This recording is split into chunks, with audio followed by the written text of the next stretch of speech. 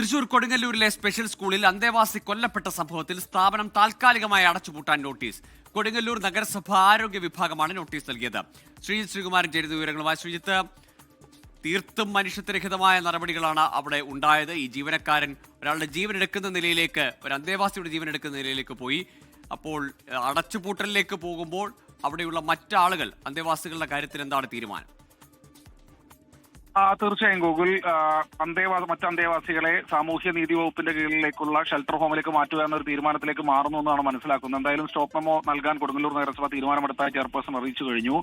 വൃത്തിഹീനമായ സാഹചര്യം അടക്കം അത് ചൂണ്ടിക്കാണിക്കുന്നുണ്ടെന്നാണ് മനസ്സിലാക്കുന്നത്. എന്തായാലും അല്പസമയത്തിനകം ഇതിന്റെ കൂടുതൽ വിശദാംശങ്ങൾ നമുക്ക് ലഭ്യമാക്കാനാകും. എന്തായാലും ഈ സ്കൂളിൽ തീർത്തും നടക്കുന്നത് മനുഷ്യരഹിതമായ പ്രവർത്തനമാണെന്നാണ് ഒരു വിലയിരുത്തലുള്ളത്. സാമൂഹ്യ നീതി വകുപ്പിന്റെ അനുമതി ഈ സ്കൂളിലില്ല എന്ന് മനസ്സിലാക്കുന്നത്. എന്തായാലും തുടർ നടപടികളിലേക്ക് കടക്കാൻ കൊടുങ്ങല്ലൂർ ശരി, ശ്രീജിത്ത് ശ്രീകുമാരനാണ് തൃശ്ശൂരിൽ നിന്ന് വിവരങ്ങൾ നൽകിയത്.